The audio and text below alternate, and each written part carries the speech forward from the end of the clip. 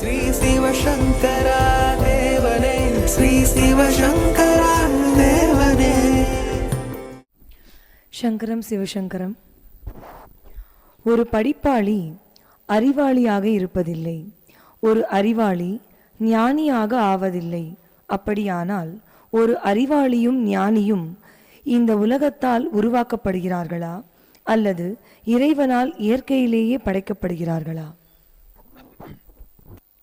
காசியில் ஆதிசங்கராச்சாரியார் நடந்துட்டுருக்காரு. அப்போ ஒரு வீட்டில் இருந்து மந்திரங்கள் எல்லாம் ஒலிக்கிற ஒரு சத்தம் கேட்குது. அவங்க என்ன படிச்சிட்ருக்காங்க அப்படின்னாக்கா டுக்குருங்கரணே அப்படிங்கிற ஒரு கிராமர். ஸோ இவர் சொல்கிறாரு, நஹி நஹி ரட்சதி டுக்குருங்கரணேன்றார். நீ படிக்கிற இந்த கிராமர்லாம் உதவாதுரா அப்படின்னு. இப்போ என்ன தான் பண்ணணுன்னா, பஜ கோவிந்தம் பஜ கோவிந்தம் கோவிந்தம் பஜ மூடமத்தேங்கிறார். இந்த யூஸ்லெஸ் நாலெட்ஜெல்லாம் இருக்கு இல்லையா, இதெல்லாம் தேடி அலையிறத விட பேசாமல் கோவிந்தா கோவிந்தான்னு சொல்லுங்கடா, சீக்கிரம் கிடைக்கும் கடவுள் அப்படின்னு அர்த்தம். ஆனால் நிறைய பேர் இந்த நாலெட்ஜ் சீக்கிங்கில் போயிட்டு அவங்களுக்கு ஒரு விதமான வித்யா கர்வம்னு பேர். எனக்கு விஷயம் ஒன்று தெரியும்னு 4 பேர்கிட்ட பீட்ரு விடுறதுன்னு சொல்லுவோம். கொஞ்சமாக விட்டால் அது பீட்ரு விடுறது, அதை விட கொஞ்சம் ஜாஸ்தி இருந்தால் சென்ட் பீட்ரு, ரொம்ப விட்டாங்கன்னா சென்ட் பீட்டர்ஸ்பர்கு. ஸோ நிறைய பேருக்கு தனக்கு இது தெரியும்னு காட்டிக்கிறதுல ஒரு மித்து இருக்குது. அதுவே அவனுடைய வளர்ச்சிக்கு ஒரு தடையாயிடும். சிவபெருமான் ஜோதியாக நிற்கிறார் விண்ணுக்கும் மண்ணுக்கும். அப்போ அன்னப்பறவையினுடைய வடிவம் எடுத்து பிரம்மா மேலே போகிறாரு. பன்றி வடிவம் எடுத்து பெருமாள் பூமிக்கு கீழே போகிறார். அன்னப்பறவை எடுத்து போன பிரம்மா மேலே போயிட்டே இருக்கிற போது ஒரு தாழம்பூ வந்துக்கிட்டு கீழே. இவர் தாழம்பூவே நீ எங்கேருந்து வர்ற அப்படின்னு கற்று சொல்கிற போது அப்படி சொல்லக்கூடாது. தாழம்பூவே தாழம்பூவே நீ எங்கேருந்து வர்ற அப்படி சொல்லணும். நான் பிரம்மாவுடைய தலையிலேருந்து வரேன் அப்படின்னு சொல்லு. எவ்வளோ தூரம் இருக்குன்னு எனக்கு என்ன தெரியும், எவ்வளோ யுகங்களாக விழுந்துன்னு இருக்கான்ட்டு சொல்கிறாரு. நம்ம ஒரு டீலிங் வச்சுக்கலாம். நான் சிவனுடைய தலைக்கு வந்துட்டு தாவும் அங்கேருந்து உன்னை கொண்டு வந்தாவும் நீ போய் சொல்லணும் அப்படின்னு. சரி பிரம்மா கேட்குறானேன்னு சொல்லி தாழம்பூ சரின்னு சொல்லிடுது. இந்த பொய் சொன்னதுனால தாழம்பூக்கு கோயிலில் பூஜைலாம் கிடையாதுன்ற மாதிரி ஒரு ரூல் கொண்டாண்டாங்க. பிரம்மாவுக்கும் பூஜை கிடையாதுன்னு கொண்டாண்டாங்க, பொய் சொன்னாங்கன்ட்டு. இந்த பன்றி வடிவம் எடுத்து கீழே அப்படியே நோண்டிக்கினே போனார் இல்லையா, அவர் பாதத்தை பிடிச்சிட்டார், கீழே இருக்கிற பாதத்தை பிடிச்சிட்டார். அப்போது சரணமானால் தன் தாள் அடைந்தார்க்கு எல்லாம் மரணமானால் வைகுந்தம் அளிக்கும் பிரான் அப்படின்னு சொல்லக்கூடிய நிலையில் ஏதோ ஒரு வகையில் அந்த பாதத்தை பற்றி விட்டார். பற்றி நின்ற பாவங்கள் பாற்ற வேண்டில், செய்த பாவங்கள் எல்லாம் தாண்டி போகணும்னு சொன்னாக்கா அதுக்கு பாத கமலங்கள் தேவை. நீங்கள் செய்கிற தப்பு தண்டாக்கு என்ன பேர்? பாதக மலங்கள். அதுலேருந்து தப்பிக்கிறதுக்கு என்ன வேணும்? பாத கமலங்கள் வேணும். ரெண்டும் ஒரே வழி தான், பாத கமலங்கள். அது இந்த வகைகள் பாதக மலங்கள் ஆயிடும். அதனால் கடவுளுடைய பாதத்தை பற்றுதல், பற்றுக்க பற்றத்தான் பற்றினை. அதனால் கடவுளுடைய பாதங்களை சரணமானால் தந்தால் அடைந்தார்க்கெல்லாம் மரணமானால் வைகுந்தம் அளிக்கும் பிரான் உடனாகவே இல்லாதது ஏன் என்பது ஆழ்வாருடைய பாசுரம். அதனால் விஷ்ணுக்கு எல்லா இடத்துலையும் பூஜை இருக்குது. சிவனுக்கு இணையாக அவருக்கும் பக்தர்கள் எல்லா இடத்துலையும் இருக்காங்க. மரியாதை நகை நட்டு எல்லாம் போட்டு ஜெகஜோதியாக இருக்கார். அது காரணம் பணியுமாம் என்றும் பெருமை, அடக்கம் அமருள் உய்க்கும் அடங்காமை ஆறிருள் உய்த்து விடும் என்ற நிலையில் அவர் பாதத்தை பற்றி விட்ட காரணத்தினால் அவரை குளோரிஃபை பண்ணிட்டாங்க. நான் பொய் சொல்ல சொன்னதுனால பிரம்மாவுக்கு கோயில் இல்லைங்கிற மாதிரி. ஏதோ 1 or 2 பிளேசஸில் தான் பிரம்மாவுக்கு இருக்கும். அது கூட சின்ன சின்ன சன்னிதிகள் தான் இருக்கும். சிதம்பரம் நடராஜர் கோயில் ஒரு மூலையில் இருக்கும், அந்த மாதிரி இருக்கும். ஸோ யார் ஒருத்தராக இருந்தாலும் முதல்ல அவங்களுக்கு தேவையானது, after all I know only one thing, that is that I don't know any திங்னு எமர்சன் சொன்னான். எனக்கு தெரிஞ்சதெல்லாம் ஒரு விஷயந்தான், அது என்னென்னா எனக்கு ஒன்றுமே தெரியாதுங்கிறது. After all I know only one thing, that is that I don't know anything. இந்த பாவனை இருந்தாக்கா அவங்களுக்கு ஆட்டோமேட்டிக்காக நாலேஜ் வரும். பரத்வாஜ ரிஷின்னு ஒருத்தர் இருந்தார். அவர் படிச்சுட்டே இருப்பார். எப்போ பாரு அவர் எதிரில் இந்திரன் நிற்கிறான். சுவாமி என்ன பண்ணுறீங்கன்னு. I am assimilating all the knowledge. எவ்வளோ படிச்சிருக்கீங்கன்னு. பாருங்கள் எவ்வளோ படிச்சிருக்கேன்னாரு. நீ எவ்வளோ படிக்கணும்னு தெரியுமான்னா. தெரியாதுன்னாரான். அவன் இப்படி கை காட்டினான்.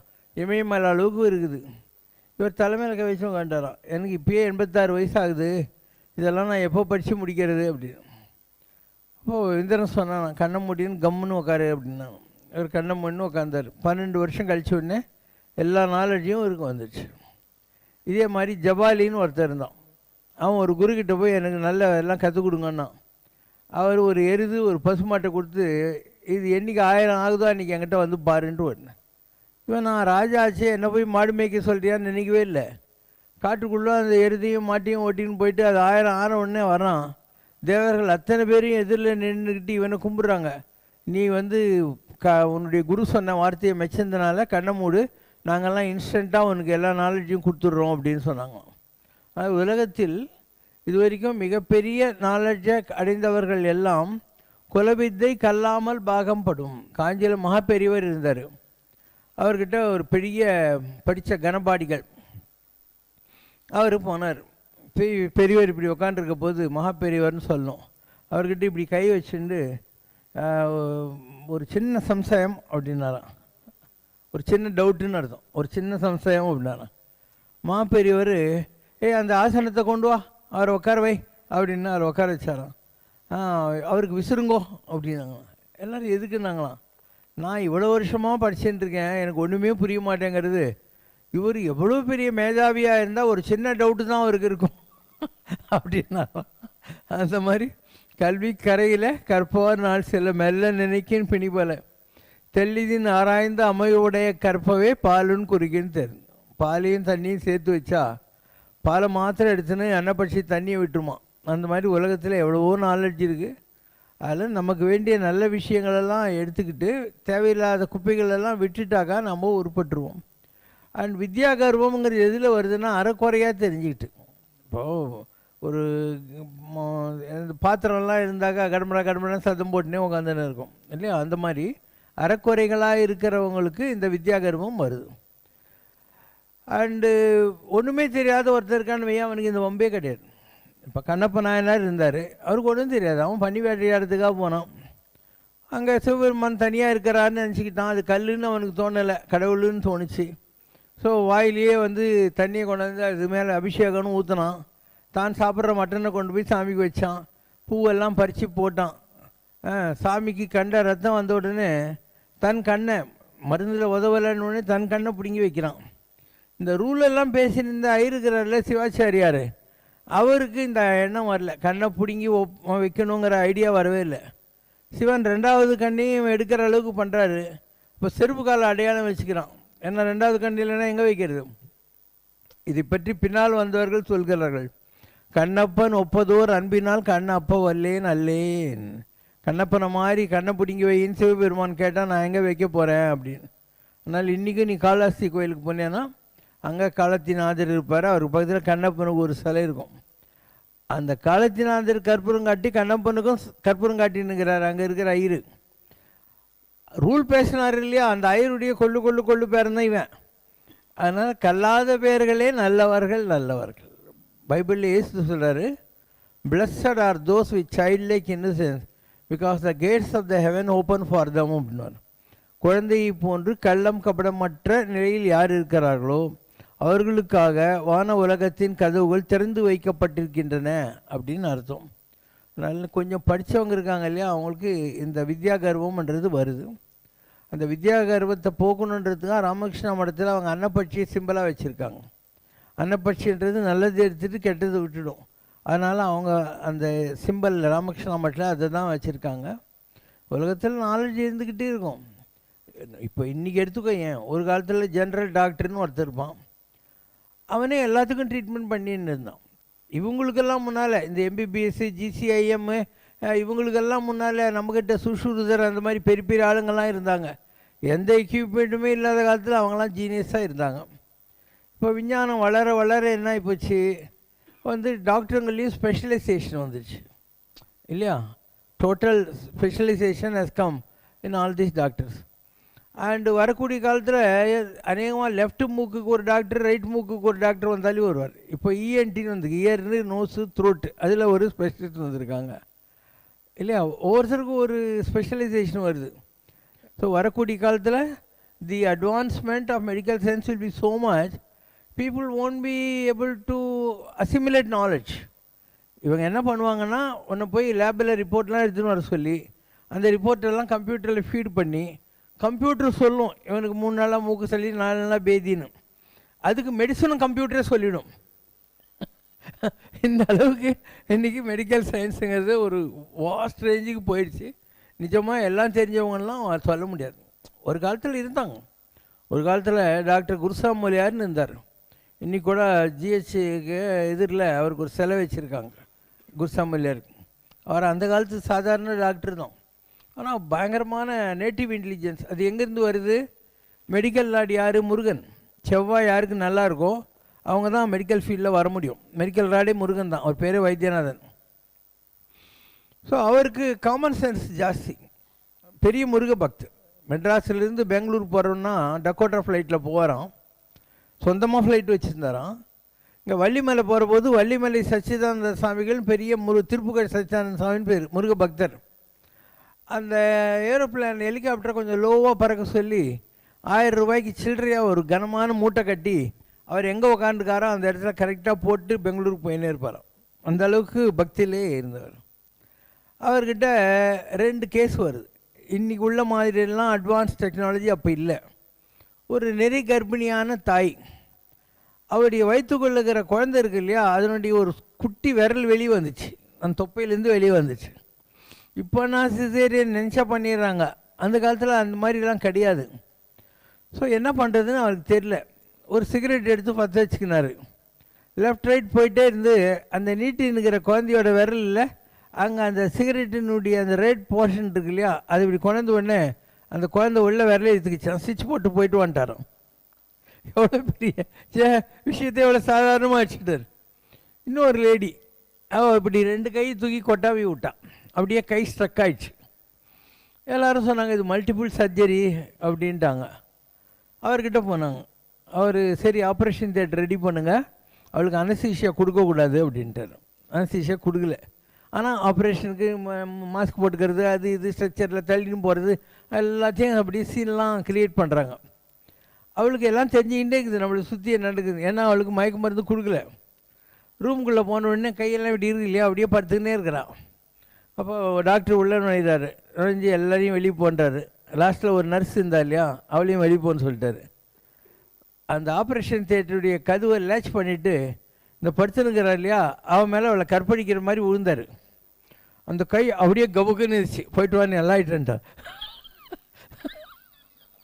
இது நேட்டிவ் இன்டெலிஜென்ஸ் இல்லைன்னா என்ன, இல்லைன்னா வேறு யாராவது இருந்தாக்கா இதுக்கு அந்த ஆப்ரேஷன் பண்ணு இந்த ஆப்ரேஷன் பண்ணணும்னு சொல்லி உயிர் எடுத்திருப்பாங்க. அந்த மாதிரி நிறைய பேர் இருந்தாங்க. லக்ஷ்மண சாமலியார் அப்படின்னு, ராமசாமலியார், லக்ஷ்மண சாமலியார், அவங்களாம் பயங்கர ஜீனியஸ். அவர் எழுதின புக்கெல்லாம் இன்றைக்கி வரைக்கும் மெடிக்கல் காலேஜுங்களில் புக்காக வச்சுருக்காங்க. லக்ஷ்மண சாமலியார் அந்த காலத்தில் பெரிய மகப்பேறு வைத்தியராக இருந்தார் அவர். ஸோ இன்றைக்கி நாலேஜ் நிஜமாக கம்மியாயிடுச்சு, பழைய மாதிரி இல்லை. வரும் உலகில் காலதிசை ஏதுரைக்க வையகத்தில் ஈசனும் நீயும் அப்பா என்ற அகஸ்தியரின் வாக்குக்கேற்ப தாங்கள் ஒளி வடிவில் காட்டிய சிதம்பர ரகசியத்தில் ஈசனாக காட்சி தருவது தாங்கள்தான் என்பதை இந்த உலகத்துக்கு நிரூபித்து காட்டியிருக்கிறீர்கள். தாங்கள் காட்டிய சிதம்பர ரகசியத்தில் 2 சமஸ்கிருத ஓம் எழுத்துக்கள் வந்திருக்கின்றன. பிரணவ மந்திரம் என்பது பிரம்மா, விஷ்ணு, சிவன் ஆகிய மூவரையும் உள்ளடக்கிய பேராற்றல் கொண்ட மந்திரம் என்று சொல்லப்படுகிறது. பிரணவ மந்திரத்தின் 2 மாபெரும் சக்திகளான நடராஜ பெருமானும் மகாவிஷ்ணுவும் தங்களுடைய சிதம்பர ரகசிய தாண்டவத்தில் வெளிப்படும் போது படைத்தலை செய்யும் பிரம்மாவும் அதில் வெளிப்பட்டிருக்கிறாரா என்பதை தெளிவுபடுத்துமாறு கேட்டுக்கொள்கிறோம். இதில் 2வது படம் இருக்குது பாருங்கள், பிளாக் பேக்ரவுண்டில் மேலே பாருங்கள். மேலே பார்த்தீங்கன்னா இப்படி பிள்ளையாருடைய தும்பிக்கை வளைஞ்ச மாதிரி இருக்கா, இந்த கருப்பில் மேலே மாத்திரம் பாருங்கள். அதில் ஒரு 3ஆம் நம்பர் இருக்கும். அந்த 3ஆம் நம்பர் இப்படி பிள்ளையார் தும்பிக்கை மாதிரி வளையும். இந்த பக்கம் கொக்கி மாதிரி இப்படி இருக்கும். அதை நீ உல்ட்டா பண்ணிப்பார். ஓம் இது வந்து இன்வெர்டட் ஓம், தலைகீழாக இருக்கிற ஓம் மேலே இருக்கிறது. வடமொழியில் 3 போட்டு கொம்பு வச்சா அதுதான் ஓம், இதுதான் ஓம். அப்போ ஆகாசத்தில் யார் இருக்காங்க? சக்தி சகிட கணபதி. அந்த திருசூலம் சக்தி, அதில் பிள்ளையார் தும்பிக்க, சக்தி சகிட கணபதிங்கிறது அதுதான் ஓம். நான் அறிவாளி ஆகிட்டாம்பா. இங்கே பார்த்தீங்கன்னா தெரியும். மேலே மாத்திரம் பாருங்கள், அது கீழே இதை பார்த்துட்டிங்களே, இது ஓம். இப்படி திருப்பினா ஓம் வந்துடும். இப்போ கீழே இருக்கு இல்லையா, இதுதான் வந்து வராக நரசிம்மர்னு சொல்கிறது. இதில் நரசிம்மர் வராகர் இருப்பாங்க, இங்கே ஒரு ஓம் இருக்கும். இப்படி பூமி மேலே நின்றுட்டுருக்கு. அப்போ பூமி யாருக்கு சொந்தம்? வராக நரசிம்மருக்கு சொந்தம். விசாகப்பட்டினம். விசாகப்பட்டினத்தில் நீ போனேன்னா முஸ்லீம்களை மாதிரி சந்தனக்கூடு போட்டு வச்சுருப்பாங்க அங்கே இருக்கிற சாமிக்கு. சிம்மாச்சலத்தில் வருஷத்துக்கு ஒரு நாள் ஐயரு கண்ணை கட்டின்னு போய் அந்த சந்தனத்தை தட்டிட்டு அதுக்கப்புறம் திருப்பியும் சந்தனத்தை போட்டுட்டு வெளியே வந்துடுவாங்க. அப்போ வராக நரசிம்மர் தான் பூமியை ஆள்றவர். வராகர்னா பூமிக்கு அதிபதி, நரசிம்மர்னாக்கா அவனுக்கு தெரியும் நெருப்பு கடவுள். இவங்க 2 பேர் பூமி ஆள்றாங்க. ஸோ நடுவில் ஒருத்தர் நிற்கிறார் பார், அவருக்கு 3 நாமந்தான் இருக்கும். அந்த 3 நாமந்தான் கோவிந்தராஜன். இப்படி தூக்கிய திருவடி இருக்கும், இதுதான் நடராஜன். வலது கை இப்படி வச்சிருப்பார், இடது கை இருக்கு இல்லையா அதை இப்படி வச்சிருப்பார். நடுவில் இருக்கிறவரை பாருங்க, அவர் யார்? கோவிந்தராஜன் கம் நடராஜன். இப்போ நீங்கள் தான் பைத்தியக்காரத்தனமாக கோவிந்தராஜன் வேறு நடராஜன் வேறு அடிச்சுக்கிறீங்க. அந்த மாதிரிலாம் இல்லை. நடராஜன் கோவிந்தராஜன் 2 பேரும் ஒரே ஆள் தான். தூக்கி எடுத்து திருவடி நடராஜன், 3 நாமம் கோவிந்தராஜன், வலது கை ஆசீர்வாதம், இடது கை இப்படி. ஆகாசத்தையும் தொடலை, பூமியும் தொடலை. பூமியும் தொடலை, ஆகாசம். இதுதான் சிதம்பர ரகசியம். எப்படி 2 பவர்ஃபுல் மேக்னெட் வச்சுட்டு அந்த பவர்ஃபுல் மேக்னெட் எதிரும் உருவாக்கணும். டாப் சீட்டரி நடுவில் ஒரு சஸ்பெண்டட் மேட்டர் வச்சேன்னா அது கொயங்கன்னு சுற்றிக்கின்னு இருக்கும். அதான் நடராஜ தாண்டவன்றது. மேலே ஒரு ஓம், கீழே வந்து 2 ஓம். இந்த 2த்துக்கு நடுவில் இருக்கிற மேலேயும் தொடாது கீழேயும் தொடாமல் சுழன்று வருது இல்லையா, அதுதான் காஸ்மிக் டான்ஸ் ஆஃப் நடராஜாங்கிறது. இங்கிலீஷில் ஒரு நல்ல புக் இருக்குது, நம்ம லைப்ரரியில் கூட இருக்குது, இந்த தாவோ ஆஃப் ஃபிசிக்ஸ் பேர். அவங்க என்ன பண்ணுறாங்க, ஒரு அட்டாமிக் சேம்பர் கிரியேட் பண்ணி அதை பிளாஸ்ட் பண்ணிக்கிட்டே போய் ஃபோட்டோ எடுத்துக்கிட்டே வராங்க. அதில் ஆரம்பத்தில் ஆரம்பித்த இந்த அட்டாமிக் டான்ஸு, அட்டாமிக் பிளாஸ்டிங், லாஸ்ட்டில் நடராஜ தாண்டவமாக நிற்கிது. புக்கு இருக்குது நம்ம லைப்ரரியில் கூட இது நீங்கள் பார்க்கலாம், ஒவ்வொரு ஸ்டேஜில் எப்படி வந்ததுங்கிற மாதிரி. அதே மாதிரி ஜெர்மன்காரங்க அவங்க ஃபண்ட் பண்ணி கேரளாவில் குருவாயூர் திருச்சூர் பக்கத்தில் ரொம்ப பெரிய பண்டிதர்களெல்லாம் கூப்பிட்டு ஒரு யாகம் பண்ணாங்க. அந்த யாகத்தினுடைய ஃபைனல் ஃபோட்டோ இருக்கு இல்லையா, அது வந்து அப்படியே நடராஜ தாண்டவமாக வந்துச்சு. அதனால் உலகத்தில் தி அல்டிமேட் அட்டாமிக் டான்ஸ் இருக்கு இல்லையா, காஸ்மிக் டான்ஸ், அதுதான் நடராஜ தாண்டவம்னு சொல்லக்கூடியது. இதெல்லாம் நம்ம பெரியவங்களுக்கு ரொம்ப நல்லா தெரிஞ்சிருந்தது. இப்போ நீங்கள்லாம் திருநள்ளாறு சனீஸ்வரன் கோயிலுக்கு போகிறீங்க, உங்கள் விஞ்ஞானிகள் என்ன தெரியுமா சொல்கிறாங்க, சனீஸ்வரன் கோயில் மேலே நெடலே விழாதான். அந்த இடத்துல அந்த மேலே இருக்கிற சேட்டிலைட்டு சுற்றுற போது அந்த இடத்துல அது வேலை செய்கிறது இல்லையா. அப்போ நம்ம ஆளுகளுக்கு தெரிஞ்சிருக்கு எந்தெந்த இடத்துல என்ன மாதிரி ஒரு பவர் இருக்குது அப்படின்னு தெரிஞ்சு அங்கங்கே ஒவ்வொரு கோயில்களை அந்த காலத்தில் உண்டு பண்ணியிருக்காங்க. இதெல்லாம் தெரிஞ்சவங்க கூட இன்றைக்கி யாருமே இல்லை. இதெல்லாம் ஒரு காலத்தில் இருந்தது. இப்போது பரமாச்சாரியார் உயிரோடு இருந்தபோது யூரி ககாரின் அவங்க வந்து சந்திரனில் கால் வச்சுட்டாங்கன்னு சொன்னாங்க. இவர்கிட்ட வந்து சொன்னோடனே இவர் கண்ணை மூடிட்டு அவன் கால் வச்சது சந்திரன் தான் தெரியுமோ அப்படின்னாராம்.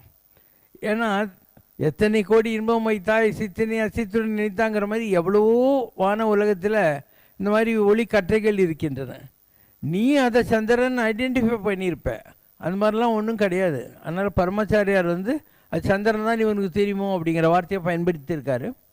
ஸோ ஆன்மீகத்தில் நீங்கள் பார்க்கக்கூடிய காட்சிகள் வேறு, அண்ட் லௌகீகமாக இந்த டெலஸ்கோப் இதெல்லாம் வச்சுக்கிட்டு பார்க்குறது வேறு. ஸோ இந்த விஞ்ஞானம் இதெல்லாங்குது இல்லையா, அதெல்லாம் விஞ்ஞானத்துக்கு முன்னால் ஒன்றுமே கிடையாது. நம்ம ஆளுங்க கண்ணை மூடி உக்காந்துக்கிட்டு எதையெல்லாம் பார்த்தாங்களோ அதுக்கு இவங்க கோடி கோடி ரூபாய் பில்லியன் செலவு பண்ணி ஸ்புட்னிக்கு அது இதெல்லாம் அனுப்பிச்சு மேலே தேடின்னு உட்காந்துன்னு இருக்காங்க. இதெல்லாம் நம்ம ஆளுங்க எந்த காலத்துலேயே கண்டுபிடிச்சிட்டாங்க. உட்காந்த இடத்துல நீங்கள் சிகாகோவுக்கு போனீங்கன்னா அங்கே ஒரு சயின்ஸ் மியூசியம் இருக்குது. அங்கே ஒரு இந்தியன் தமிழ் ஐயருடைய ஃபோட்டோ மாட்டி டெலஸ்கோப்பே இல்லாத காலத்தில் வானத்தில் எந்தெந்த நட்சத்திரங்கள் எங்கெங்கே இருக்குதுன்னு கரெக்டாக ப்ரெடிக்ட் பண்ணது இவர் தான் போட்டு வச்சுருக்கான். அப்போ டெலஸ்கோப்பே இல்லாத போது உங்கள் மெட்ராஸுக்கு ஒருத்தன் போய் அங்கே சொல்லியிருக்கானா இல்லையா, அவன் வந்து நீ சயின்ஸ் மியூசியத்தில் வச்சுருக்கியா இல்லையா. அதனால் நம்ம ஆளுங்களுக்கு ரொம்ப நிறைய விஷயமெல்லாம் தெரிஞ்சிருந்தது. நம்முடைய ஈஸ்டர்ன் கண்ட்ரீஸில் இருக்கிறவங்க. நமக்கும் இருந்தது, அரப்ஸ்க்கு இருந்தது, சைனீஸ்க்கு இருந்தது, ஈஜிப்சியனுக்கெல்லாம் இருந்தது. மற்ற நாடுகள்லாம் வந்து 400 வருஷம் பாரம்பரியம். யூரோப்பெல்லாம் ஒரு 1000 வருஷத்துக்குள்ளே, அமெரிக்கா 400 வருஷத்துக்குள்ளே, இவ்வளோ தான் அவங்களுடைய பாரம்பரியமெல்லாம். நம்ம ஒரு 5000 வருஷத்துக்கு குறையாத நாகரிக வளர்ச்சி பெற்ற நாட்டில் நம்ம இருக்கோம். அதனால் பல விஷயங்கள் உங்களுக்கு புரியாது. இன்றைக்கி ஹங்கேரி இருக்கு இல்லையா, அந்த ஹங்கேரிக்கு புடாபெஸ்ட்னு தலைநகரம். ஏன் அதுக்கு வச்சாங்கன்னா, புத்த மதத்தை சேர்ந்த 7 குதிரை மேலே போய் அவங்க உருவாக்கின நகரமாக. அது வந்து புடாபெஸ்ட் இல்லை, புத்தாபெஸ்ட்டு. அதே மாதிரி நான் சவுத் அமெரிக்காவில் பல தேசங்களுக்கு போயிருக்கேன். அங்கே இனன்கா அப்படின்னு ஒரு சிவிலைசேஷன் இருக்குது. இனன்கான்னா சூரியனை கும்பிடுறவங்கன்னு அர்த்தம். நீ திருவாவினன்குடி கோயிலில் போய் பார்த்தியானாக்கா, அங்கே திரு ஆ இனன் கு டி அப்படின்னு அதை பிரித்து போட்டிருப்பாங்க. திருன்னா மகாலட்சுமி, ஆன்னா காமதேனு, இனன்னா சூரியன். இப்போ இனன்னா யார்? சூரியன். அப்போ சூரியனை கும்பிடுகிறவர்களுக்கு இனன்கா சிவிலைசேஷன் பேர். அங்கே இருக்கக்கூடிய ட்ரைபல்ஸ் எல்லாம் இன்றைக்கி கூட இயற்கையை தான் வழிபடுறாங்க. 400 வருஷத்துக்கு முன்னால் இந்த ஸ்பெயின்காரங்க அவங்க நாட்டை போய் பிடிச்சி இங்கே பேய் வந்துடும், பூதம் வந்துடும் சொல்லி சர்ச்சு கட்டினாங்க. சர்ச்செல்லாம் இருக்குது, ஆனால் அவங்க சர்ச்செல்லாம் மதிக்கிறது இல்லை. அவங்களாம் நேச்சரை தான் கும்பிட்டுன்னு உட்கார்ந்து இருக்காங்க. ஸோ உலகம் பூராவும் ஒரு அற்புதமாக நம்முடைய சமய தத்துவங்கள், அவர் வேதிக் ஃபிலாசபி ஸ்ப்ரெட் ஆகிருந்தது. அண்டு நாளடைவில் அதெல்லாம் மாறிப்போச்சு. See, I have gone to a country where there is a calendar, Mayan civilization. இல்லை, Mayan civilization நாங்கள் போயிருக்கேன். ஸோ ரொம்ப அழகாக வந்து ஒரு டவர் கட்டிட்டு எந்த மாதத்தில் ஜியாகிரபிக்கல் கேலண்டர்னுவாங்க இல்லையா, அந்த மாதிரி நீங்களாம் இங்கே டைம் டயல் வைக்கிறீங்களா, அந்த மாதிரி அதனுடைய எக்ஸ்பேண்டட் வெர்ஷன் உலகத்தோட ஜாதகமே அங்கே வச்சுருக்காங்க. அந்த கௌட்டமாலான்னு பேர் அந்த கண்ட்ரிக்கு. ஸோ உலகத்தில் எல்லா நாடுகள்லேயும் நம்முடைய இதெல்லாம் இருந்திருக்கு.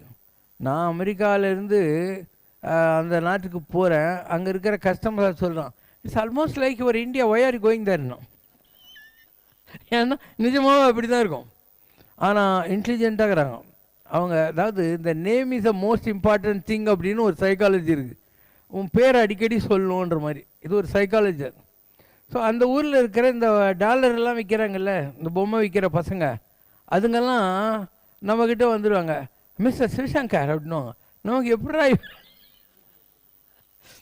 அந்த அளவுக்கு அவங்களுக்கு அந்த சைக்காலஜி தெரியுது, எப்படி இதெல்லாம் பண்ணணுங்கிற மாதிரி. அடுத்த கேள்விக்கு,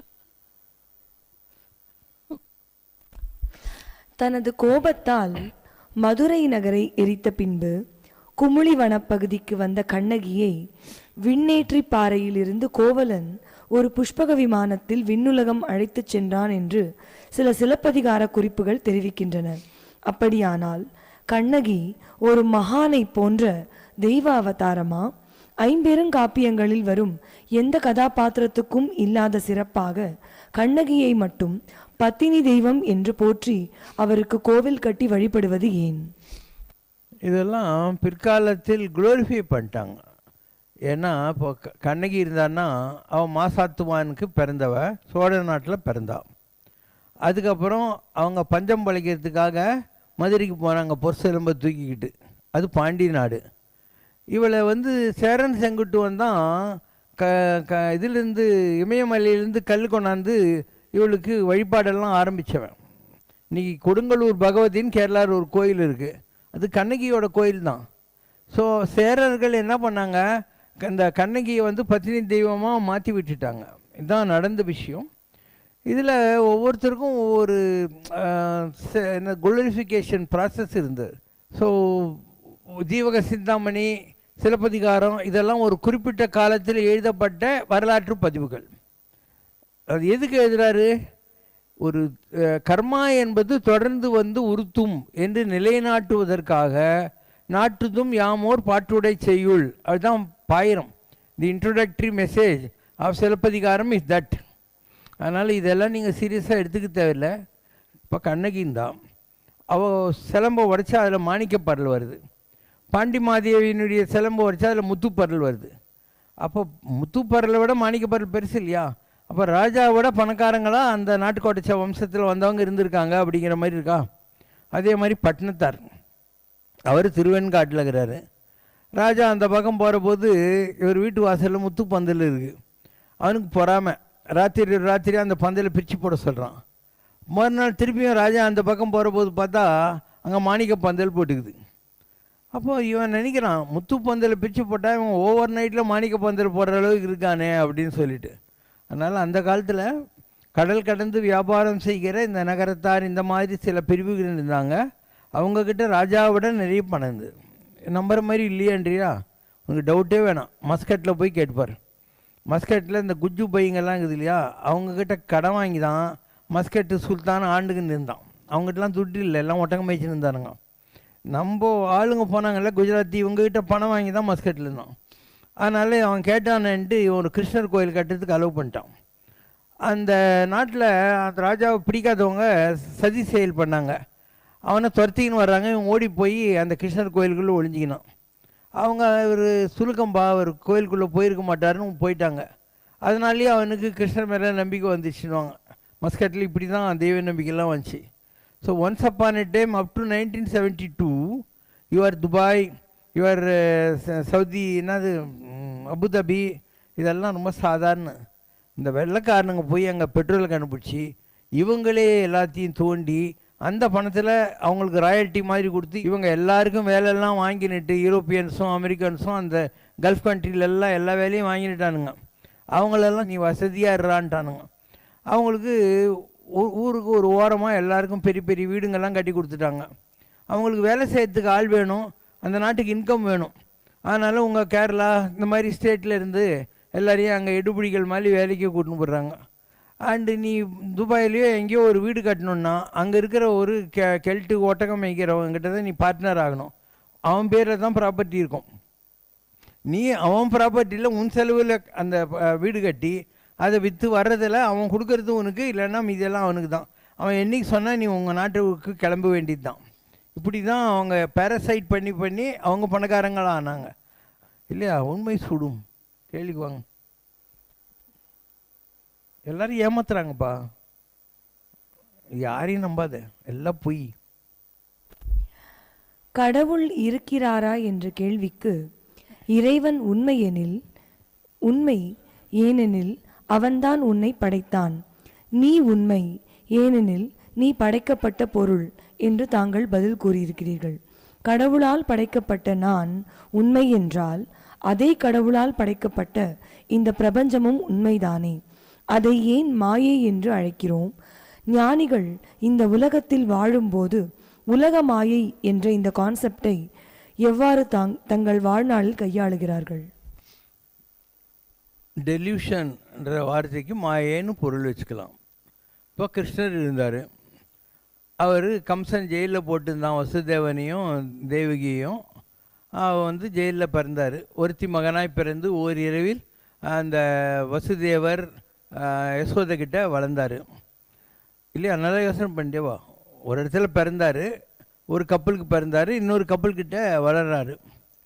அண்டு ஜெயிலில் இருந்தும் சாத்வீகமாக சொந்த அண்ணனே எல்லா குழந்தையும் கொண்டு இருந்தாலையும் வாய முடியும்னு உட்காந்துருந்தா இல்லையா, அவகிட்ட பால் குடித்தார். அதனால் இவருக்கு சத்வீக குணம்னுவாங்க. ரொம்ப சாத்வீகன்னா பொறுமையாக இருக்கிற குணம் வந்துடுச்சு. பலவராஸ்கள் அப்படின்னு மண்ணு துணியான்னு மூஞ்சில் அடிச்சுன்னு இருந்தா இல்லையா, அவள் கொஞ்ச நேரம் கொஞ்ச நேரம் அடிப்பான். இதுக்கு ரஜோ குணம்னு பேர். அந்த யசோதைக்கிட்டையும் பால் குடித்தார், அதனால் அந்த குணம் வந்துச்சு. இவரை கொலை பண்ணோன்னு ராட்சசி ஒத்தி வந்தா பூத்தனான்னு சொல்லி, அவகிட்டையும் பால் குடித்தார். அதனால் அந்த குணமும் வந்துச்சு. அதனால் நீ கும்பிடுற கடவுள்கிட்டேயே 3 குணங்குது. சாத்வ ரஜோ தமோ 3 குணம் கடவுள்கிட்டேயும் இருக்குது. உனக்கு அதில் டவுட்டே தேவையில்லை. ஒரு மனித உடலுக்குள் தெய்வீக ஆற்றல் வருகிற போது இந்த குணாதிசயங்கள் எல்லாம் மாறுபட்டு விடுகின்றன. அது ஒரு டிவைனாக இருக்குதுன்னு வச்சுக்கோ, ஒரு ஒளியாக இருக்குது, ஒரு காற்றாக இருக்குது, தண்ணியாக இருக்குன்னா அதில் ப்ராப்ளம் இல்லை. when it comes into human system, இந்த ஹியூமனுடைய இன்க்ரீடியன்ஸு அதை பாதிக்குது. அவதாரம் என்றால் இறங்கி வந்த இறையாற்றல்னு வச்சுக்கலாம். ஸோ எந்த ஒரு கடவுளும் இப்போ இரணியனை கொலை பண்ணுறதுக்காக தான் நரசிம்ம அவதாரம் வந்தது. ஆனால் இரணியன் ராட்சசன், அவனுடைய ரத்தத்தை குடித்ததுனால இவருக்கு நரசிம்மருக்கு புத்தி கேட்டு போச்சு. உடனே சிங்கம் மாதிரி அந்த ரத்தத்தை குடித்ததுனால அவன் கத்தினுங்கிறாரு. எல்லாரும் பயப்பட ஆரம்பிச்சிட்டாங்க. அப்போ பிரகலாத மாத்திரம் பயப்படலை. ஏன்னா அவன் சிங்கம் மாஸ்க் போட்டுன்னு நம்மக்கிட்ட நரசிம்மர் விளையாடு வந்துக்கிறாருன்னு நினச்சிக்கிட்டான். வேத பொருளே விளையாடுதியோன்னா, என்கிட்ட விளையாடுறதுக்கு தானே இப்படிலாம் பண்ணியிருக்கிறேன் நான். ஒரு சைல்ட் லைக் இன் சென்ஸ். அப்போ சிவபெருமான் பார்த்தார், என்னடா இந்த ஆளால் ஒம்பு வருதுன்னு. பாதி சிங்கம் பாதி பறவை தான் சரபன்னு சொல்கிறது. அந்த ஒரு உடல் எடுத்து அந்த பறவையினுடைய ரெக்கலை ஒரு தட்டு தட்டினார். அப்போ நரசிம்மருக்கு கெட்ட புத்தி போய் அடங்கிட்டார் கொஞ்சம். அதனால் பூமியில் எவ்வளோ பெரிய சக்தி வாய்ந்த கடவுள் வந்தால் கூட இந்த உலகத்தினால் அவங்களும் அஃபெக்ட் ஆகுறாங்க. அதில் உங்களுக்கு டவுட் ஏன் இல்லை. இப்போ ராமர் இருந்தார், ரொம்ப பெரிய கடவுள், கச்ச பகவான், சங்கர நாராயண ஆத்ம ஏவ. சங்கரனாகவும் நாராயணனாகவும் இருக்கக்கூடிய ஆத்மாவுக்கு சொந்தக்காரன் அவனும் அவன் தான் பகவான். ராமர் சங்கர நாராயண ஸ்வரூபம் இல்லையா? நாராயணனா கருப்பாக இருப்பான், சிவன்னா செவப்பாக இருப்பான். சிவப்பையும் கருப்பையும் வாட்டர் கலரில் குழைச்சி பார்த்தீங்கன்னாக்கா ஒரு கலர் வரும், அதுதான் ராமர் கலர். நீங்கள் புடவை எடுக்கிற போது ராமர் கலர் கொடுங்கன்றீங்க இல்லையா, அதுதான் ராமர் கலர். அவர் சிவப்பும் இல்லை கருப்பும் இல்லை, இந்த ரெண்டுடைய கலப்படும். சங்கர நாராயணனாக உலகத்தில் வந்தார். சீதையை ராவணன் கடத்தின்னு விட்டான். அசோகவனத்தில் இருந்தா. இவர் நெருப்பில் போய் அவளை டெஸ்ட் பண்ணி நீ கருப்பு கரைச்சி அப்படின்னு ப்ரூவ் பண்ண சொல்லி கூட்டின்னு போய் அயோத்தியில் இருக்கிறார். ஒரு பொது போகாத வண்ணான்னு சொல்கிறான். இந்த ஆள் இவன் பொண்டாட்டி எவங்கிட்டையும் விட்டுட்டு இருந்தா, அவன் எத்தனை தடவை இவளை கருப்பு வச்சான்னு சொல்கிறான். உடனே இவர் அஃபெக்ட் ஆகிடுறாரு. என்ன பண்ணுறாரு, நைட்டில் லக்ஷ்மணன் கூப்பிட்டு அந்த அம்மா நிற கர்ப்பிணி, அவளை பல்லக்கில் உட்காரிச்சு காட்டில் விட்டுட்டு வர சொல்லிடுறாரு. அந்த அம்மா ஆனால் அது மாதிரி போய் வால்மீகியோட ஆசிரமத்திலிருந்து லவகோசங்களை பெற்று பண்ணான். நிஜமாக ஒரு ப்ராக்டிக்கலான பர்சனாக இருந்தால் ராமர் என்ன பண்ணியிருக்கோம், வண்ணானை கூப்பிட்டு, டேய் என் பொண்டாட்டி யோக்கியம், நான் ஏற்கனவே அவளை நெருப்பில் அக்னி பிரவேசம் பண்ணி டெஸ்ட் பண்ணிட்டேன், உனக்கு டவுட் இருந்தால் உன் வண்ணாத்தியை கூப்பிட்டு நீ காட்டுக்கு போன்னு அனுப்பிச்சி விட்டுக்கணும் இல்லையா? அதனால் ஈவன் காட்ஸ் இந்த command this earth care for your criticisms appreciation, both appreciation criticism ரெண்டுத்துக்கும் கேர் பண்ணுறாங்கன்றதுக்கு நான் சொல்கிறதெல்லாம் உங்களுக்கு உதாரணங்க. அதனால் இதெல்லாம் நெய்தர் பிரிக் பேட்ஸ் நாட் பொக்கேட்ஸ்னுவாங்க. ஒரு பொக்கேன்னா தெரியும் இல்லையா, பூங்கோத்து பை சொல்கிறாங்க இல்லையா, அது பிரிக் பேட்ஸ்னு சொல்லுவாங்க. ரெண்டையுமே கண்டுக்காத. யாராவது ஒன்று புகழ்ந்தாலையும் அது பொய், யாராவது ஒன்று இகழ்ந்தால் அதுவும் பொய். இதெல்லாம் நீ கண்டுக்கவே கண்டாது.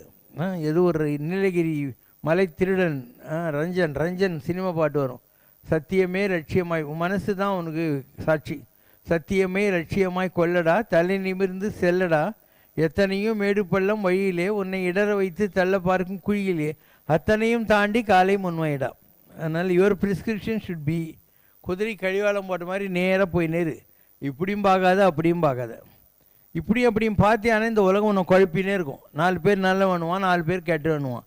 உனக்கு இந்த நாய்களை பற்றி என்ன இருக்குது? உன் மனம் தன்னெஞ்செறிவது பொய்ய இருக்க, பொய்த்தபின் தன்னெஞ்சே தனைப்படும். குஞ்சி அழகும் கொடுந்தானை கோட்டழகும் அழகல்ல, நெஞ்சத்து நல்லம் யாம் எனும் நடுநிலைமை அழகே அழகு. நீ எப்படி ட்ரெஸ் பண்ணுற, எப்படி கிராப் வச்சுக்கிறதெல்லாம் முக்கியம் இல்லை, உன் மனசு சொல்லணும் நீ நல்லாவும் வா அப்படின்னு சொல்லிட்டு. அந்த மாதிரி இருக்கிறது தான் உலகத்திலே மிகப்பெரிய அழகு அப்படின்னு சொல்கிறாங்க. உன் மனசாட்சிப்படி நீ வாழ, மற்றவனை பற்றி உனக்கு என்ன? அவனும் நாளைக்கு சுடுகாட்டில் உன் பக்கத்து போய்ட்டு அவனுடைய சர்டிஃபிகேட்டை பற்றி உனக்கு என்ன ஆகுது? உன் மனசு சொல்லுது இல்லையா, அந்த ரூட்டில் போயினே இரு. அதனால் கண்டுக்காது. கடவுளுக்கு தெரியாமல் இந்த உலகத்தில் நீ எதுவுமே பண்ண முடியாது. கண்காணி இல்லை என்று கள்ளம்பல புரிவார், காணுங்கால் கண்காணி என்று ஒன்று இல்லாத இடமில்லை காண். கடவுள் நம்மளை பார்க்காத இடம் உலகத்தில் ஏதாவது இருக்கா? அவனுக்கு மாத்திரம் பயப்படு. அந்த கடவுள் எங்கே இருக்கான்? ஏதோ ஆகாசத்தில் இருக்கான்னு நினைக்காத. உன்னை வானத்தான் என்றார், யானோ என் நெஞ்சத்தான் என்பேன். நீ உன்னை ஆகாசம் இருக்குதுன்றாங்க, ஆனால் எனக்கு தெரிஞ்சு போச்சு நீ என் மனசுக்குள்ளே தான் உட்காந்துன்னு இருக்க. மனத்தகத்தான் வாய்மயிறான், மனதானை மனதில் நின்ற கருத்தானை. உன் விக்கிரமம் ஒன்றழியாமல் என் நெஞ்சக பாச்சுவற்றின்பால் எழுதி கொண்டேன். உன்னுடைய எல்லா மகிமைகளையும் என் நெஞ்சம் கள்ளங்கப்படம் இல்லாத பால் செவர் மாதிரி இருக்குது, இதில் எழுதி வச்சுக்கிறேன் அப்படின்னு அர்த்தம். அதனால் நீ உன் மனசாட்சியை கடவுளாக மதி, வேறு எதை பற்றியும் யாரை பற்றியும் கவலைப்படாத. உலகத்தில் சொல்கிறவன் சொல்லிக்கினே தான் இருப்பான். கடவுள் இந்த ஜனங்களை உருப்பட வைக்கணுன்றதுக்கு தான் நாக்கு, அதுக்குள்ளே எச்ச, அதுக்கு 32 பல்லு கேட்டு, அதுக்கு மேலே 2 பெரிய கேட்டு, இவ்வளோ போட்டு வச்சுருக்கான். ஆனால் நீங்கள் உருப்பட மாட்டேங்கிறீங்க. அவங்க இப்படி இவங்க இப்படின்னு ஊரில் இருக்கிறவங்களாம் அவன் பற்றி பேசிக்கின்னு உங்களுக்கு என்ன கிடைக்க போகுது? உங்களுக்கு என்ன பாரத ரத்னா அவன் கொடுக்க போகிறான்? எனக்கு என்ன போச்சு? கோவில்களில் சிலை திருடு போவதை பார்த்து அந்த கடவுளுக்கு தன்னை பாதுகாத்துக் கொள்வதற்கு கூட சக்தி இல்லையா என்ற மக்களின் பொதுவான கேள்விக்கு பதிலளித்த தாங்கள், திருச்செந்தூர் முருகன் தனக்கு சக்தி இருக்கிறது என்பதை நிரூபித்து காட்டியிருக்கிறான் என்று பதில் கூறியிருக்கிறீர்கள்.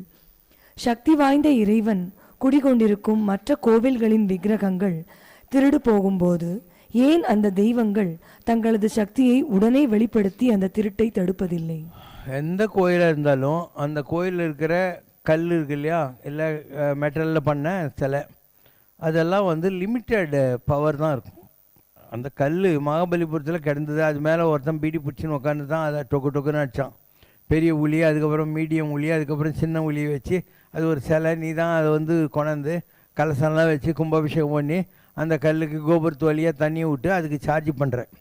ஸோ நீ சார்ஜ் பண்ணுற எனர்ஜி வந்து ஸ்டோர்டு. நீ செல்ஃபோன் பேசினே இருந்தியானா நாளைக்கு சார்ஜ் இறங்கிடும். அந்த மாதிரி இறங்கிடும். ஜனங்க போய் கும்பிடுவோம், அந்த கோயிலில் இருக்கிற பவர் இறங்கின்னு தான் இருக்கும். அதுக்கு தான் நீங்கள் டெய்லி யாகம் வளர்க்கணும். அந்த யாகத்தில் அபிஷேகத்தை பண்ணி அதை மந்திர உச்சாரணத்தோடு டெய்லி சாமி மேலே போடணும். அந்த சாமிக்கு சாப்பாட்டுக்கு பட்டுக்கெல்லாம் வழி பண்ணணும். ஏன்னா அதுக்குள்ளேயும் தேவைகள் உள்ள ஒரு காற்று தான் வந்து உட்காந்துருக்கு. உனக்கால சந்தேகம் தேவையில்லை. அப்போ எங்களை மாதிரி மகான்கள் இருக்காங்க இல்லையா, இவங்க ஆர்கானிக். நாங்கள் சாப்பிட்றோம், நடக்கிறோம், பார்க்குறோம், கேட்குறோம். ஸோ வி ஆர் ஆல் உயிர் துடிப்புள்ள இறை ஆற்றலை கொண்டவர். We organic energy within us. இந்த கல்லுங்கள்லாம் ஸ்டோர்டு எனர்ஜி தான் இருக்குது. எவ்வளோ பெரிய கோயிலாக இருந்தாலையும் எங்கே இருந்தாலும் அதுக்குள்ளே ஸ்டோர்டு எனர்ஜி இருக்குது. அப்பப்போ சார்ஜ் பண்ணிகிட்டே இருக்கணும். உன் செல்ஃபோனை ஞாபகம் வச்சோன்னா உனக்கு புரிஞ்சிடும். அது பேசுகிறது உண்மை தான், ஆனால் சார்ஜ் இறங்கணும். ஒன்றில் இறங்கிடுச்சு, நான் சார்ஜ் பண்ணிட்டு பேசுகிறேன்னு நீ இல்லையா, அப்படி தான். அதனால் எந்த கோயிலாக இருந்தாலும் அதுக்கு லிமிட்டேஷன்ஸ் இருக்குது. இப்போ அங்கே செஞ்சிக்கோட்டை இருக்குது. அந்த செஞ்சிக்கோட்டைக்கில் கமலக்கன்னியம்மன் ஒரு கோயில் இருந்துச்சு. ராஜா தேசிங்கராஜன் காலத்தில். எல்லாம் தேசிங்கராஜன் போட்டால் இன்றைக்கி செஞ்சிக்கோட்டையே டிக்கெட் வாங்கி மியூசியம் மாதிரி போயிருக்குதா. அங்கே ஒரு மொழியார், கலவை சச்சிதானந்த மொழியார்னு பேர் அவருக்கு. அவர் நைட்டில் ஊராக அலைஞ்சிட்டு எங்கே தூங்குறதுன்னு தெரியாமல் அந்த கமலக்கன்னியம்மன் கோயிலுக்குள்ளே போய் படுத்தார். இப்போ அந்த அம்மா கனவுல சொல்லிச்சான், இங்கே என்னை யாரும் கவனிக்கிறது இல்லைப்பா, நான் உடம்புக்குள்ளே வந்துடுறேன், நீ வந்து கொஞ்சம் அருள் வாக்கெல்லாம் கொடுத்து துட்டு சம்பாரித்து எனக்கு ஒரு நல்ல இடத்துல கோயில் கட்டி உட்கார வச்சிருன்னு சொல்லித்தான். அவருக்கு இந்த எழுதி அருள் வாக்கெல்லாம் கொடுப்பாரு. அப்படியே இதுக்கு முன்னே கமலக்கன்னியம்மனை கும்பிட்டவன் உலகத்தில் பிறந்திருப்பான் இல்லையா, அந்த ஆக்கர்ஷன்லாம் அவன்லாம் இவர்கிட்ட வருவான், அருள்வாக்கு வரும், எல்லாம் இருக்கும். அதை வச்சு அவர் இன்னைக்கு கலவையில் கமலக்கன்னியம்மன் ஒரு படுத்த நிலையில் ஒரு அம்மன் இருக்கும். அந்த கோயிலை அவர் தான் கட்டினார், சச்சானந்த மொழியில் தான் கட்டினார். அதே மாதிரி வடநாட்டில் மலை மேலே ஒரு சிவன் இருந்தார். எனக்கு எல்லா இடத்துக்கும் மைண்டில் போக முடியும். பார்த்தா அங்கே சிவனை காணோம். நான் வந்து கேட்குறேயா, இங்கே இருந்த சாமி காணமேன்னு. அவங்க சொல்கிறாங்க இங்கே பூஜை இல்லாமல் இருந்துச்சின்னு சொல்லிவிட்டு அது நங்கநல்லூரில் ஆஞ்சநேயர் கோயிலில் பிரதிஷ்டை பண்ணிட்டாங்கன்ட்டு. அப்போ நீங்கள் ஒரு கோயில் கட்டுறீங்க, கும்பாபிஷேகம் பண்ணி மந்திரங்களை ஓதுறீங்க, அப்போ அதுக்குள்ளே வந்து உட்கார்றதுக்கு ஒரு ஆள் தேவைப்படுது, ஒரு ஆஃபீஸர். ஸோ எந்த கோயிலில் எங்கே வந்து சாமி இல்லாமல் இருக்கு, அது பவர் இல்லாமல் பூஜை இல்லாமல் இருக்கோ அந்த கடவுளை அவங்க கேட்பாங்க, நீ போறியா ஒரு போஸ்ட் காலியாகுதுன்னு. அது வந்து உட்காந்துக்கும். அப்போ நங்கநல்லூரில் இருக்கிறது எங்கேயோ வடநாட்டில் இருந்த சிவனும் ஆஞ்சநேயர் ஒன்றுன்றதுனால நங்கநல்லூரில் அந்த கோயிலில் உட்காந்துருக்கு. இப்படி நீங்கள் பார்க்குற பல கோயில்கள் இப்படி தான். ஒன்று கண்டதே கண்டு கொண்டதே கொண்டு அப்படிங்கிற மாதிரி. ஒரு நாட்டுக்கோட்டை செட்டியாருங்களுக்கெல்லாம் ஒரு கோயில் இருக்குது. இங்கே காரைக்குடி பக்கத்தில் கோயிலூர் ஆண்டவர்னு ஒரு கோயில் இருக்கும். அந்த அம்மா இடுப்பில் ஒரு குழந்தை இருந்தது. வடநாட்டிலேருந்து ஒரு சாமியார் வந்தார். இந்த குழந்தைய பார்த்து ஆண்டவர் ரொம்ப அழகாக இருக்காரே அப்படின்னாராம். அன்னிலேருந்து அந்த ஊரில் இருக்கிறவங்கெல்லாம் இவர் ஆண்டவர்னு கூப்பிடுவாங்க. அந்த காலத்தில் மதுரையில் தான் தினப்பள்ளிக்கூடம், காரைக்குடி பக்கம் இல்லை. அதனால் என்ன பண்ணுவாங்க, மொட்டை அடித்து பணம்லாம் எடுத்துன்னு நாசனம் வச்சு வாத்தியார் வீட்டில் மதுரையில் கொண்டு போய் விட்டுருவாங்க. வாத்தியார் அம்மா சமைச்சு போடும், இவங்கெல்லாம் பாடம்லாம் கற்றுக்குவாங்க. வெக்கேஷனுக்கு ஊருக்கு வருவாங்க. அப்போ மதுரையில் இருக்கிற வாத்தியார் மனைவி சொல்கிறாங்களாம், அப்பா நீ போறியே ஊர் பக்கம் நிறைய மயில் இருக்கும், எனக்கு ஒரு மயில் கொண்டு வரியா அப்படின்னா. சரின்னு வந்தார். மயிலை தேடி ஒரு காட்டுக்குள்ளே போகிறாரு. போனால் டயர்டாகுதுன்னு கொஞ்சம் படுத்துடுறாரு. படுத்தா இவருக்கு ஒரு கனவு மாதிரி வருது.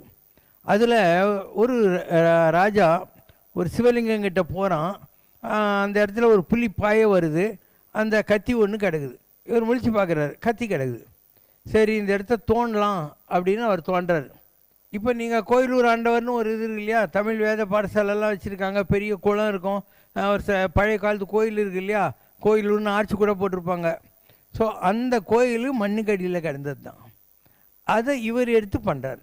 ஏன் அப்படின்னா இதுக்கு முன்னால் அந்த கோயிலை கட்டின கொற்றவாளி ஈசன் இருக்கான்ல ராஜா, அந்த ஆள் இந்த ஆள் தான். இப்போ திருப்பியும் பிறந்திருக்கான் உலகத்தில். இவனுக்கு அதை எடுத்து காட்டுறதுக்கான பழைய பாக்கி இருக்குது. அதனால் இவர் ஆண்டவருன்றதை அந்த சாமியார் ஐடென்டிஃபை பண்ணுறாரு. இவருக்கு அந்த இடத்துல அந்த தரிசனம் கிடைக்குது. மயில் வேட்டை இடத்துக்கு போய் இவருக்கு கிடைக்குது. இப்படி பல விஷயங்கள் இருக்குது. பிரச்சனைகளில் ஒரு கோயில் இருக்குது. அந்த கோயில் ஒரு காலத்தில் ஃபேமஸாக இருந்துச்சான். திருத்தணியை விட இங்கே ஜாஸ்தி காவடி வந்துச்சின்னு திருத்தணியில் இருந்து யாரோ சேவினம் பண்ணிட்டாங்களாம். ரத்தனகிரி கோயில் அழிஞ்சு போச்சு. வெறும் சுண்ணாம்பு கோயிலாக தான் இருந்துச்சு. அப்போ அந்த ஊரில் கீழ்மின்னலில் கன்சாமலியார்னு ஒரு மணியக்காரர், அவர் பிள்ளை இருக்கார் இல்லையா, அவர் தான் இப்போ இருக்கிற சச்சிதானந்தம், அவர் தான் பாலமுருகன் அடிமைசாமி. திருவள்ளசாமி படிக்கட்டு போட்டார் அந்த கோயிலுக்கு. அப்போது ஊர்க்காரங்கெல்லாம் சொன்னாங்களாம், சாமி நீங்கள் எடுத்து கட்டுங்க எங்கள் ஊர் கோயிலுன்னு. இல்லை இந்த கன்சாமலியார் குடும்பத்திலேருந்து ஒருத்தன் வருவான் அப்படின்னாராம். ஸோ இவர் எலக்ட்ரிசிட்டி போர்டில் கிளர்க்கு. ஒரு நாள் பஸ்ஸு மிஸ் ஆகிடுச்சின்னு மலை மேலே போகிறாரு. போயிட்டு 1000 கற்பூரம் காட்டுன்றாரு. அவர் கற்பூரம் இல்லைங்களான்றாரு.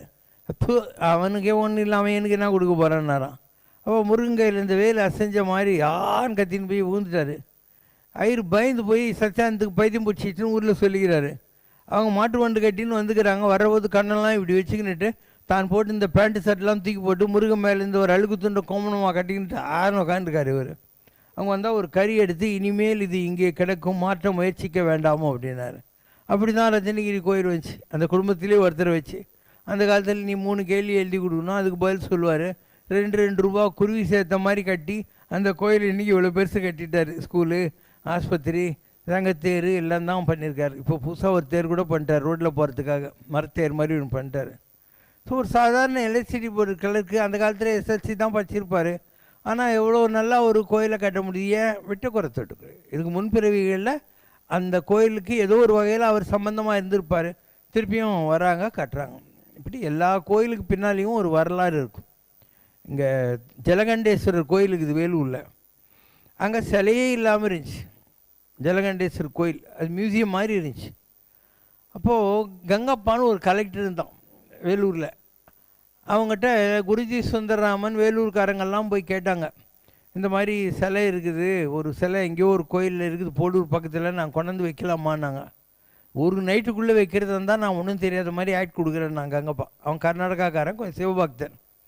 இவங்க என்ன பண்ணாங்க, அங்கே போனாங்க. இந்த குருஜி சாமியார் இருக்கிறாரில், அவருக்கு ஒரு மந்திரம் தெரியும்.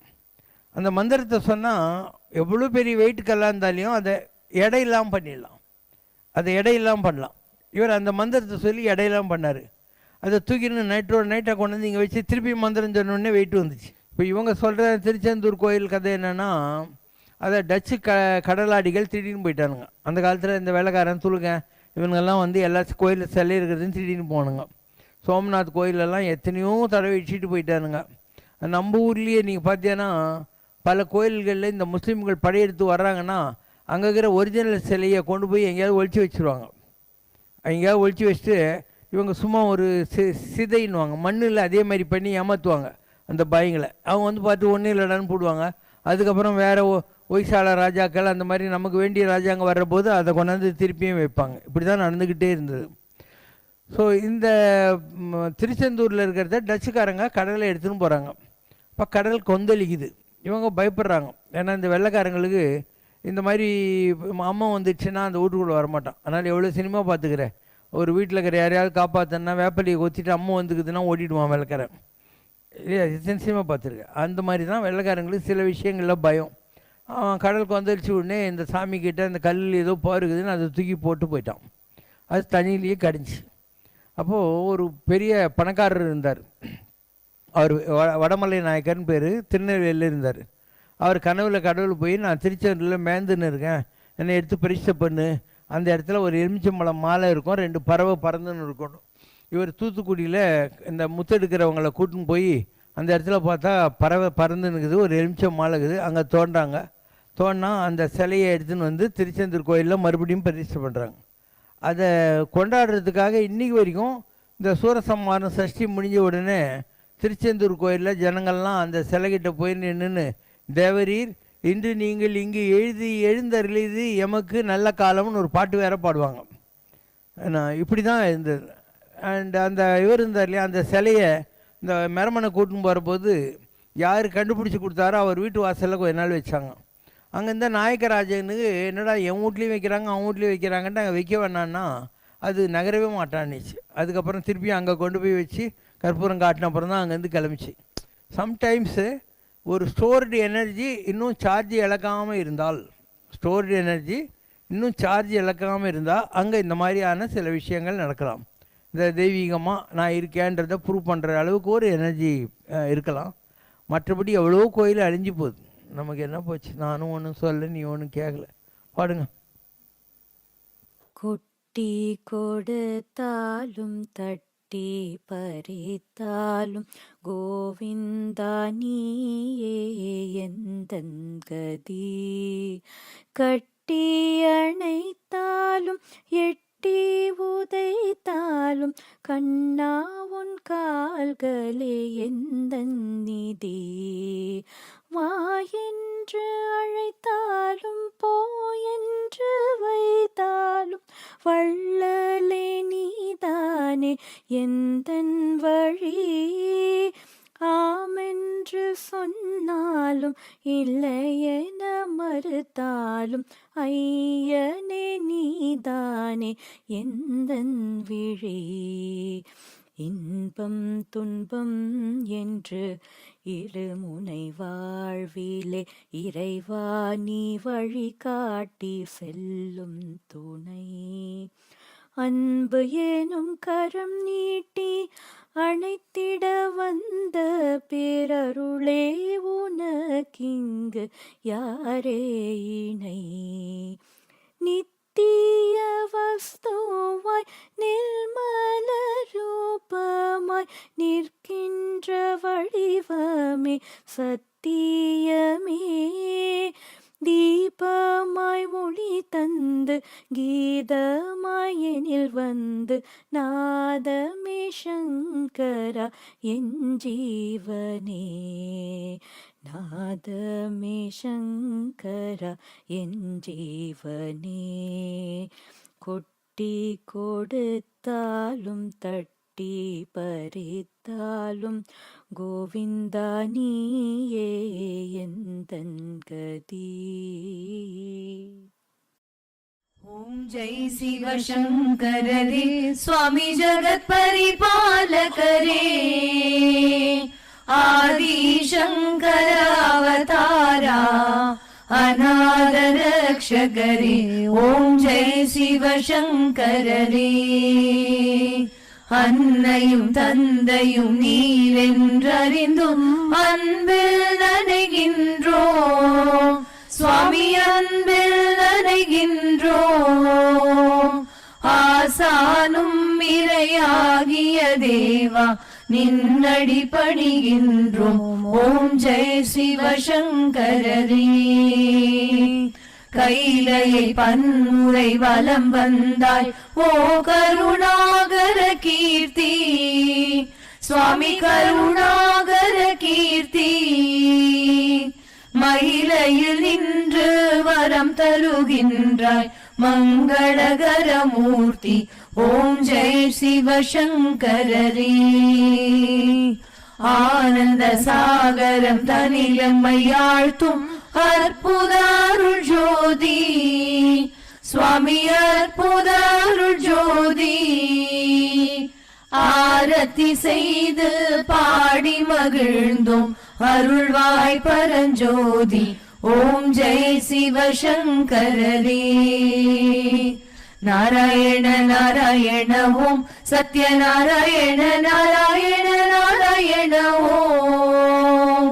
நாராயண நாராயண ஓம் சத்யநாராயண நாராயண ஓம் சத்யநாராயண நாராயண ஓம். ஓம் ஜெய் சிவசங்கரரே. குறை ஒன்றுமில்லை மறைமூர்த்தி கண்ணா, குறை ஒன்றும் இல்லை கண்ணா, குறை ஒன்றுமில்லை கோவிந்தா.